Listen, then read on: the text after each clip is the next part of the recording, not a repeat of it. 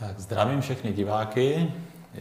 Dobrý den. Dobrý den. Bych rád představil dva hosty, pro mě velice vzácné, kteří přijeli z Hradce Králové.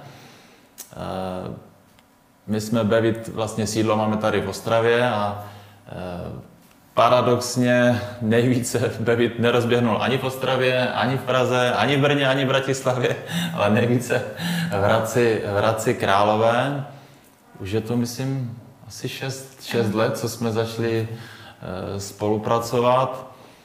A já bych teda chtěl přivítat Pavlínu Valentovou a Petra Valentu. Ahoj. Ahoj.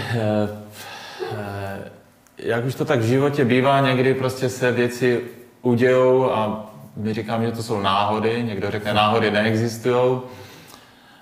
Kdybyste si měli zavzpomínat, jak to bylo, nebo jak vlastně jsme spolu začali, co byl ten impuls a jaké byly vlastně ty začátky, už je to pár roků. Já tomu budu mít krátký, tak teďka to povídej ty. Já řeknu ten úplně podstatný impuls, který jsem měl já. Tak já ho řeknu, než se rozmyslíš. Bude to znít zvláštně, ale můj impuls byl, já jsem esenciálně ale vůbec neznal, vůbec jsem netušil, že to existuje. A na jednom setkání s Jirkou, který bylo vlastně víceméně o revolučním marketingu, pak vytáhnul oleje a poslal mátu. A já jsem si vlastně říkal, můžete si to kápnout do ruky, zahřát, přivonět a tohle to jsem udělal.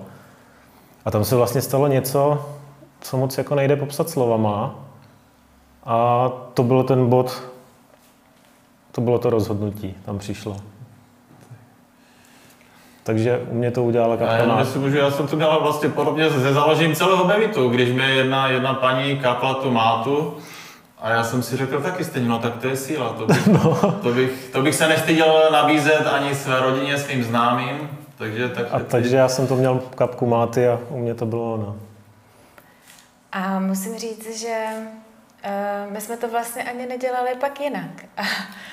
Když jsme s někým mluvili o tom, že má nějaké problémy, potíže, protože nám ty olejíčky začaly hodně pomáhat vůbec v životě, v mnoha změnách.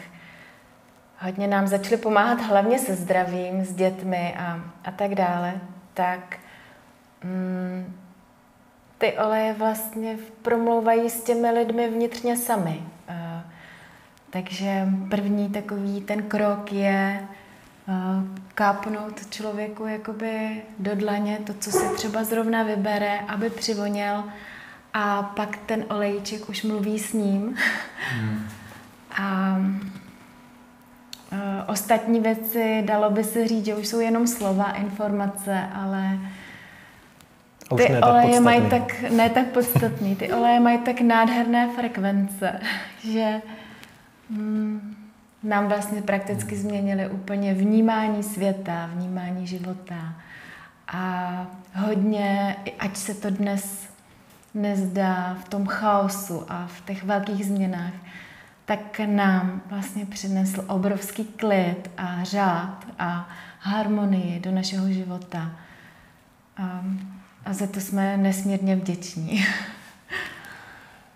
U vás ještě to bylo takové relativně nezvyklé období, protože vy jste měli velkou firmu, 30 programátorů, to už je dost. Zabývali jste se prostě oblasti IT, výroba softwaru. Můžete k tomu říct pár slov? Není to běžné, něco skončilo a teď jste si vydali úplně jiným směrem? Takže hlavně to bylo takové neživé. Bylo to hra s čísly, bylo to o ekonomii, o procesech ve firmě, o taková mrtvá kariéra, bych řekla. A ty, když jsi k nám přišel, tak vlastně tvůj revoluční marketing byl o srdci, o nějaké pravdě, kterou samozřejmě dneska už dokážu lépe uchopit, pochopit a vnímat. Ale tenkrát to bylo něco, co z tebe, jakoby, to srdce, ta energie už z těch olejčků byla v tobě. A to bylo ono. prostě byla to důležitá změna i v tom našem podnikání, vůbec v tom životě. Jako hledali jsme něco a našli jsme to celkem rychle a musím říct, že jsme jako neváhali, že jsme vlastně nezaváhali ani den a řekli jsme, jako už jsme cítili, jak jsem říkal, ta máta to udělala, jsme věděli, prostě to je ono. A začali jsme. Vím, že Petře, ty si potom úplně se i transformoval, co se týče vzdělání, začal se zabývat do hloubky tady tématem zdravého životního stylu. Což mě předtím vlastně absolutně vůbec jako nezajímalo. Jsem říkal zdraví, no. To, že mám, já nevím, kolik mě bylo v té době, 5 let zpátky, přes 30 už, tak, abych to nemusel počítat přesně, tak jsem říkal, jako vysoký tlak má ho máma, tak to je asi normální, tak to asi mám taky, že mám vysoký tlak, tak jsem říkal, prostě to tak je, nebudu to řešit.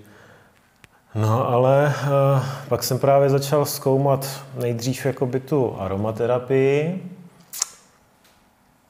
Tam mě spousta těch přístupů úplně neseděla. Jsem říkal, že bych to potřeboval jako trošku jakoby jinak, tak jsem začal studovat čínskou medicínu v Hradci u doktora Strnada. Tam jsem vlastně po nějakém tom čase zjistil, že to asi taky není úplně ono. A teďka vlastně, když se na tím jako zamyslím zpátky, tak jsem si uvědomil, že vůbec jakoby problém, můj pohled, jakoby problémový, co se týká jako západní medicíny, že ona se zaměřuje na nemoc. Ona neřeší, jako aby byl člověk spokojený, v klidu, zdravý, ale ona prostě zkoumá nemoc a její pozornost je zaměřená na nemoc. A u té čínské medicíny, tak jak byla vyučovaná vlastně v Hradci, tak jsem si uvědomil, že tam není jako záměr na nemoc, ale na syndrom, což je jiný jako název na nemoc. Takže se zase jenom hledal problém, ten se nějak popisoval a ten se nějak jako řešil. Ale já jsem si tak jako uvědomil, že je lepší problémy neřešit a spíš se zaměřit na to zdraví a dát si záměr, že hledám zdraví, já nehledám nemoc, protože když budu hledat nemoc, taky vždycky najdu. Takže tam jsem si uvědomil, že to taky není moje cesta. No a pak dál jako koníček jsem zkoumal a studoval homeopatii a tkáňové soli a Bachovy esence a tak jsem si s tím tak šel jak hrál, až jsem vlastně zjistil, že pro mě nejpříjemnější je vlastně použití esenciálních olejů a ani ne moc na nějakých jakoby principech složitých, jak to určovat, ale prostě vždycky říkám, používej to, co ti fakt voní. A když ti to úplně jakoby položí ta vůně, si přivoníš a řekneš, ty a úplně cítíš, že to s tebou něco dělá, tak to je ono a to v tom chvíli používej a tak to používám i já u sebe.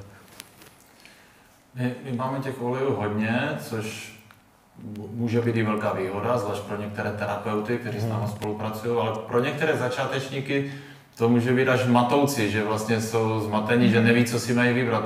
Pavlíno, máš na to nějaké doporučení?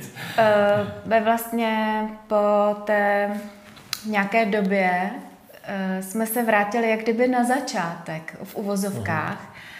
A i náš web je vlastně zaměřený na jednu základní sadu a jsou tak zaměřené i naše první vlastně přednášky, první setkávání s těmi lidmi, kde nám vlastně taky na začátku vystačila ta jedna sada, vystačila úplně na všechno, poradila si se vším a to jsme zažili opravdu velké zázraky, kdy tatínek vlastně se uzdravil z rakoviny a zvířata, děti, celá rodina, spoustu cizích lidí, protože v Hradci se opravdu setkáváme s velkou skupinou lidí, nebo už z celé republiky.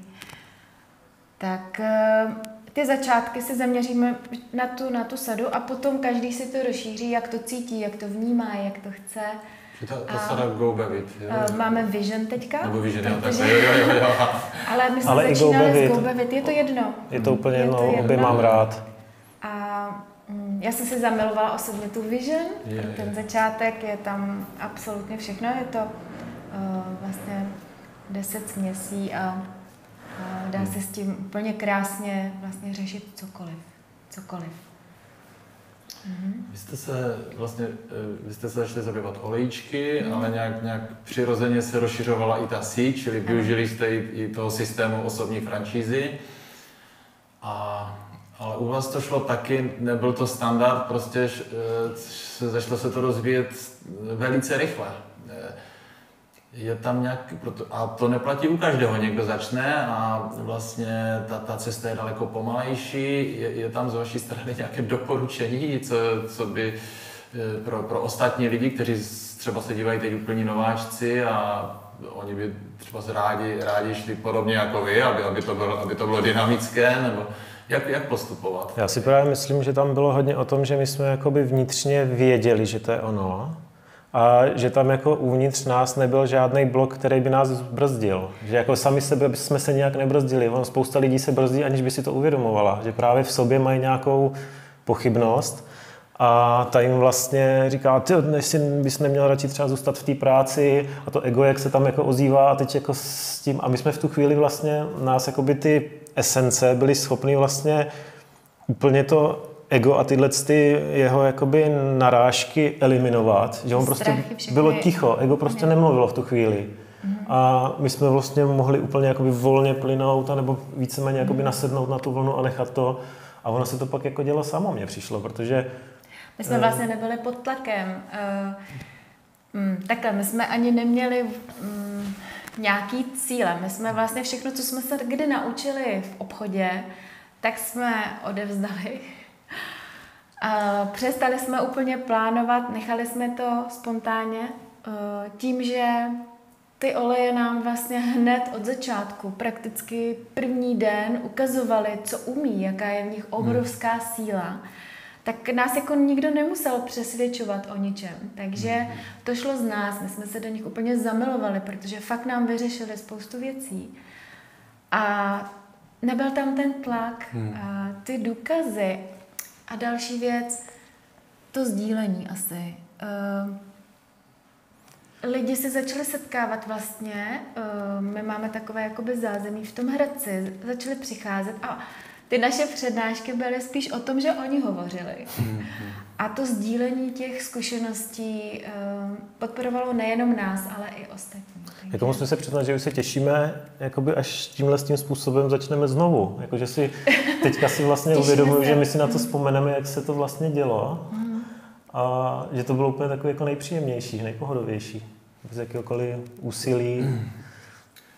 To možná určitě se budou dívat i lidé, kteří jsou noví, pokud je někdo z východních Čech, nebo vlastně odkudkoliv. My teďka máme cestu do Brna, vlastně hodně působíme teda rádi v Dobrušce, tam milujeme Dobrušku. Takže vy děláte setkání vždycky v Hradci ve středu? Ve středu. Ve středu, takže lidi by mohli, je to na Gočárova třída, že? Ano, je to Avion. V Avionu, takže v suterénu, takže pokud někdo... Kdokoliv může přijít. Může přijít tam. A vím, že vy se setkáváte, i sem tam uděláte o víkendu setkání, že? Ano. S tím týmem. Já jsem si vzpomněl včera vlastně, protože jste přijeli už včera, vím, že jsi měl krásný příběh, Petře, s nějakým pejskem, že ten už byl skoro už se s ním loučili, ta rodina, a ty jsi použil esenciální oleje. A teď nevím, jestli to vybavíš, ale já si to pamatuju dobře, jak to tenkrát říkal. Já myslím, že ty si to pamatuješ i líp, ale použili jsme, myslím, Bodyguard, to byl Rottweiler a už jenom jakoby... Coldet taky. A on už vlastně jenom ležel, nechodil se ani venčit a průjem měl, nevím co všechno, a už prostě vypadalo, že už se s ním loučili.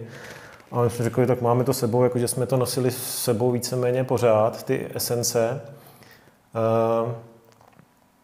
Tak jsme říkali, a on jako tak trošku vrčel, ale my si jsme neřekli verče přímo, ať mu to kápne. Že my jsme k němu ani nemohli, nepustil nás, takže on jako byl Verunka šla pokapat svýho pejska. Kápla Coldet, kápla Bodyguard a Jirka mi to včera připomněl vlastně, že my jsme pak jako z návštěvy odjížděli a oni po cestě zpátky už nám, ještě jsme ani nedojeli domů, což já nevím, 40 kilometrů, a po cestě zpátky už nám vlastně volali, že se postavil a šel se vyvenčit, takže pije už, takže prostě úplně jako v řádech minut. Dostal silnou dávku a udělalo to svým. No, potom už chodil vlastně, dostal se z toho. Dneska samozřejmě už ten pejsek nežije, ale odešel se tak jakoby v klidu, bez nemocí, ale hodně později, takže. Se podívám, že zatím nemám žádný dotaz. Já ještě jenom bych doplnil k té sadě, proč vlastně tu sadu. Teďka s tím Rottweilerem jsme si nějakým způsobem jakoby sami sebe přesvědčili o tom, že ty esence můžou být opravdu rychlý a jsou rychlý. A já nebo někdo, když přijde za nějakým terapeutem a on jakoukoliv metodou mu vybere třeba 2 esence s tím, že mu vlastně pomůžou, že pro ten okamžik jsou pro něj ideální, tak druhý den už to vlastně může být vyřešený.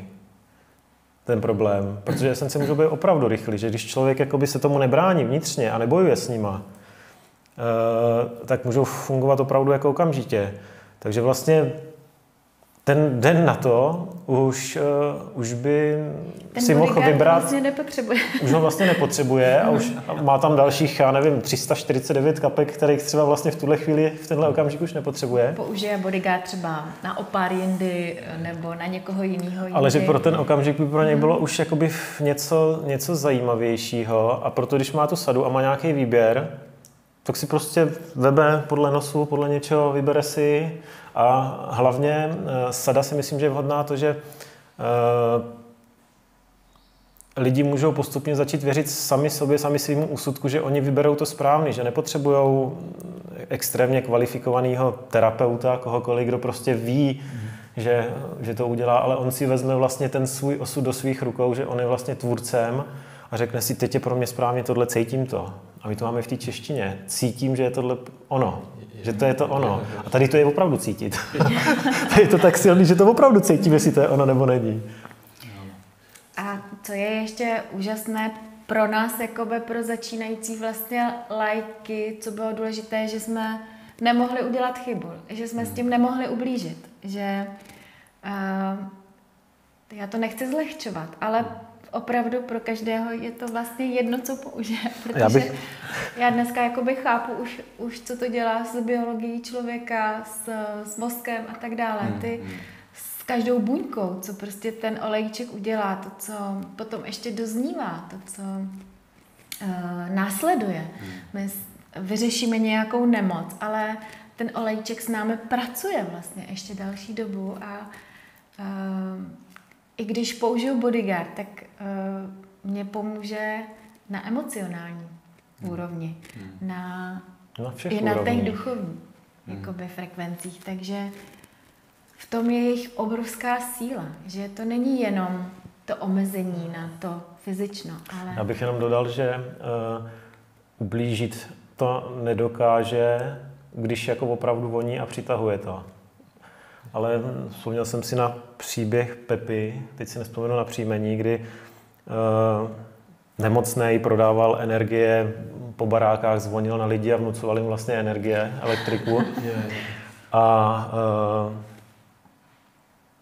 teď prostě teklo mu z nosu, vůbec nechtěl, venku pršelo a jsem říkal, proč ne, Pepo, přivoň si k tomu hlavu. Ježiš, to krásně voní, co to je? Tak jsem říkal, kápnul jsem mu to na ruku, na to chvíli koukal a namazal si to na čelo.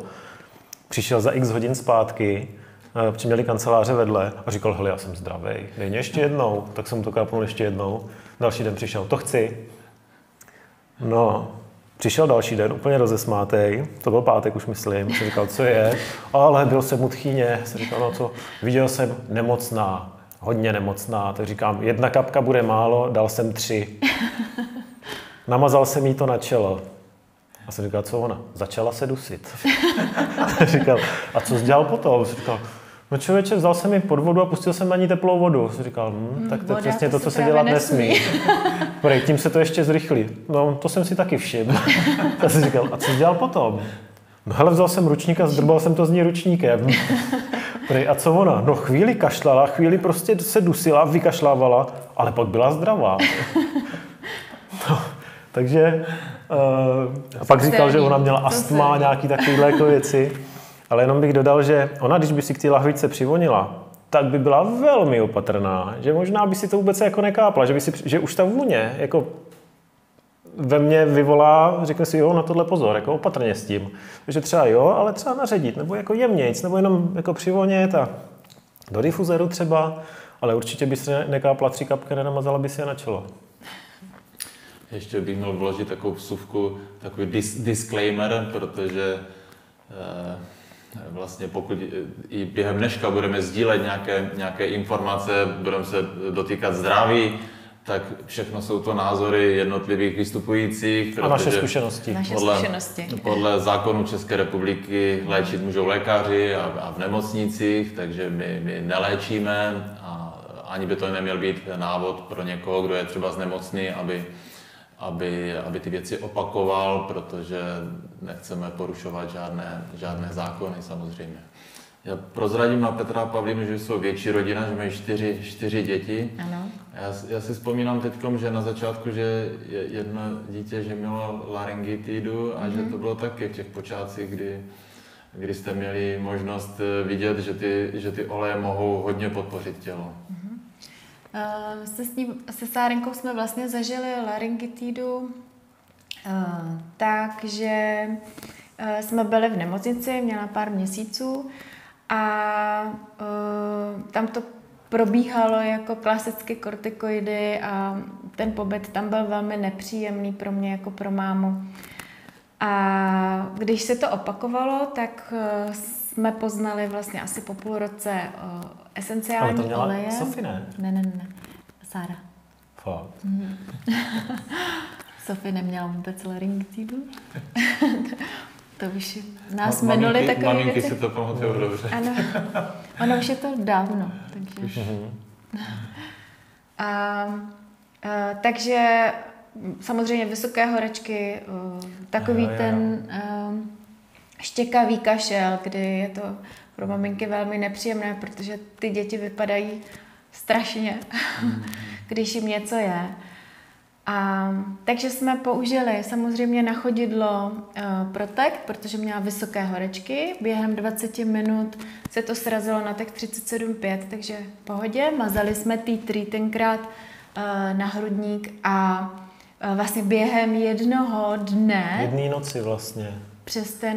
Přes tu noc. A my jsme ještě ani nevěděli, jestli to bude fungovat, protože my jsme ty oleje měli asi týden v tu chvíli a Pavlína mě poslala ještě pro ten, jak se to jmenuje, Nurofen.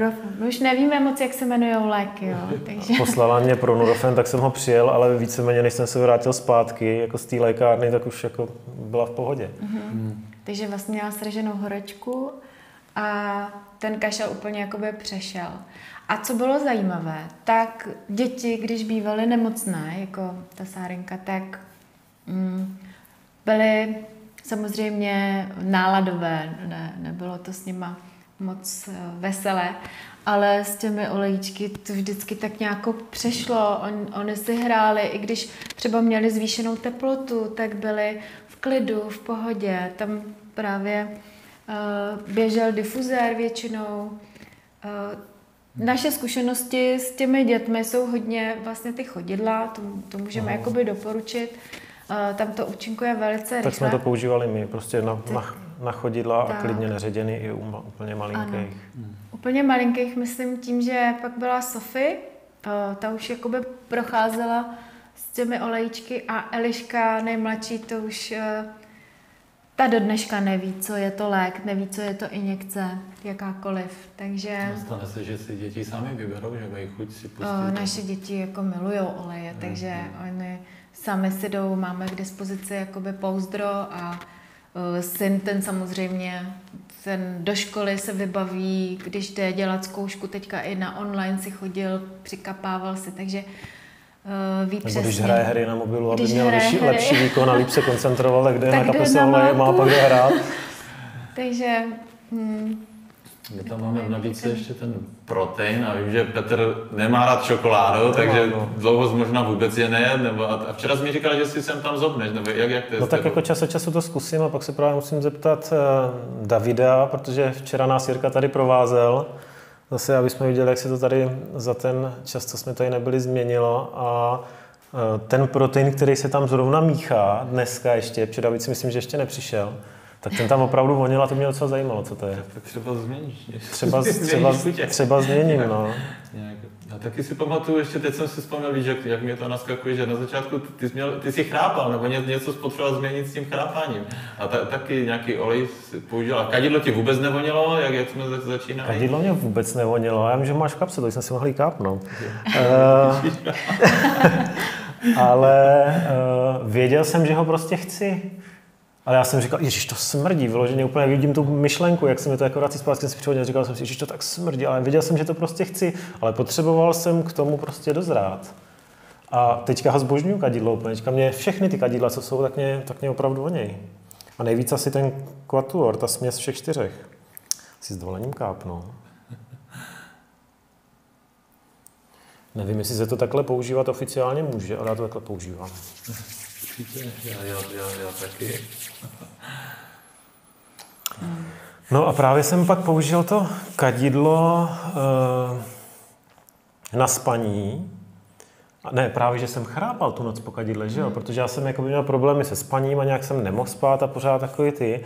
A já jsem použil to kadidlo, takhle jsem ho kápnul do dlaní, inhaloval jsem ho s rukou a tu noc mě to úplně vyplo. Já jsem měl úplně jako extrémně jako tvrdý, hluboký spánek, ani nevím, jestli se mi něco zdálo nebo nezdálo.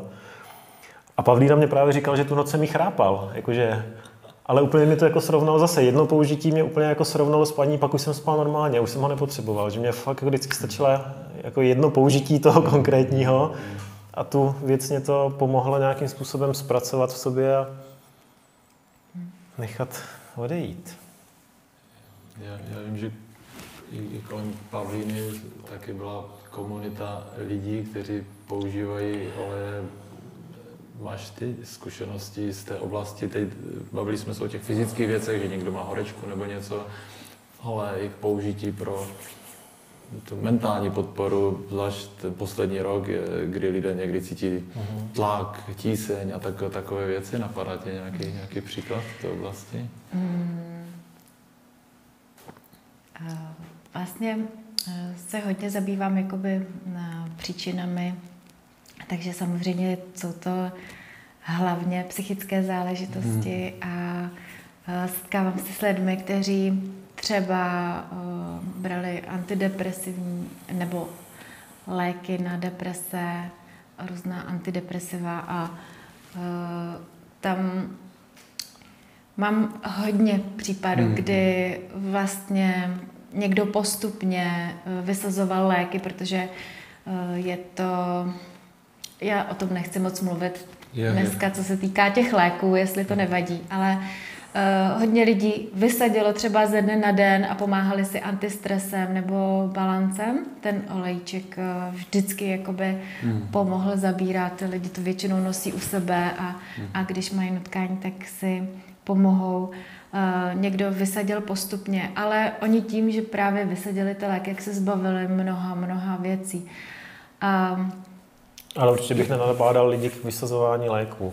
Takhle jako veřejně. To určitě, to nechci. To jenom... Aby to tak jako nevyznělo. Je to práce s nimi, jako ty konkrétně lidi přesně jako v tu chvíli věděli. To je to, jak jsem si kápnul tu mátu a věděl jsem. A jak se jmenovala? To je jedno. A ta právě, ona si přivonila k tomu antistresu a ona prostě v tu chvíli věděla, věděla, to je ono. A ona prostě vnitřně už cítila, že je přesvědčená, že ona už vlastně ten lék teďka nepotřebuje, že ona už jakoby s tímhleto je schopná zvládnout, ale nemá to každý takhle. Proto nechci, aby to jako vyznělo, že vysaďte to a nějak se z toho dostaňte, ale ve chvíli, kdy víte a jste přesvědčený, tak to už je na vás.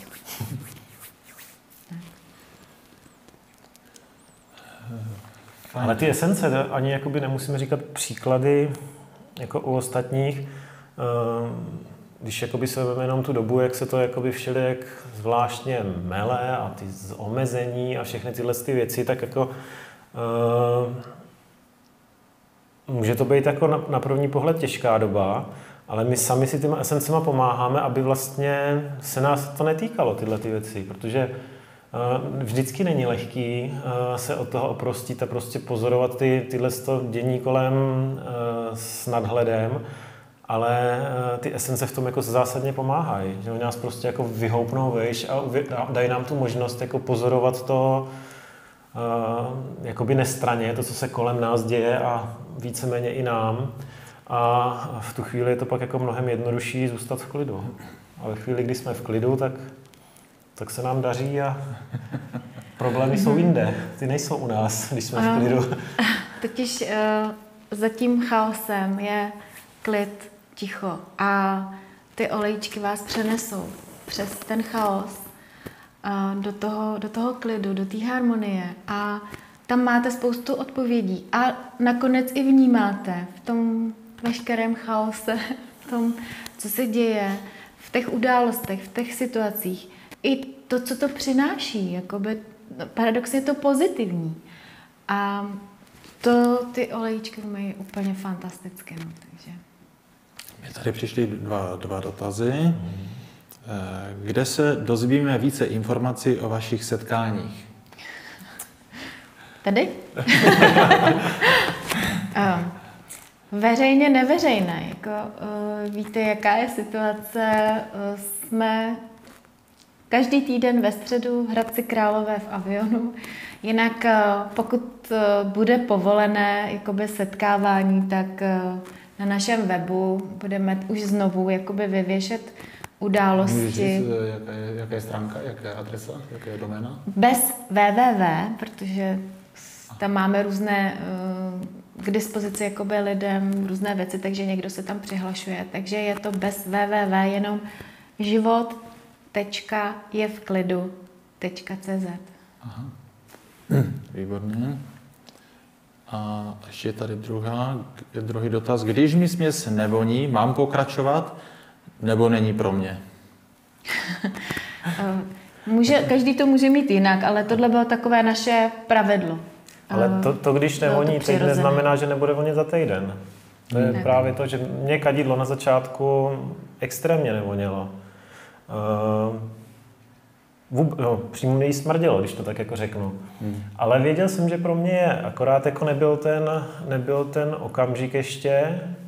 A já když do toho jakoby půjdu silou a i tak jakože rozumem se budu snažit to na sebe třeba lejt nějakým způsobem, že prostě chci, aby tohleto jako zabralo, tak ono to jako zabrat může, ale může to být i jako takový jako divoký. Můžou tam být nějaký, nevím, třeba exém naskočit, že rychlejší nějaký očistný proces to v těle nastartuje, než na který jsem zrovna nachystaný. Takže já mám radši právě tu takovou plynulou cestu toho, co mě voní. No. A že úplně, když cítím tu vůni, třeba teďka ta bílá růže, to já když jsem cítil, jsem říkal, tyjo, to je tak luxusní růže. A už ji mám tady v kapse, v flakonku, furt to na sebe mažu, protože vím, že ten okamžik je prostě pro mě teďka úplně ideální. Výborně. Takže... A tu teďka je v té akci velký, takže doporučuji koupit a nějakou mě tam nechte ještě, abych to stihl si objednat já. Výborně. Tak já bych vám chtěl poděkovat, že jste přijeli. A nejenom za to, že jste přijeli, že posledních 6 roků můžeme spolupracovat, že jste inspirovali už tisíce lidí vlastně, že to je obrovská komunita, která vznikla. A že jste se podělili o své zkušenosti taky s dnešními diváky, takže díky moc. My děkujeme a hlavně děkujeme vám všem, protože pro nás je to úžasná rodina vlastně všechno, takže děkujeme. Mějte se krásně a buďte v klidu. Ano.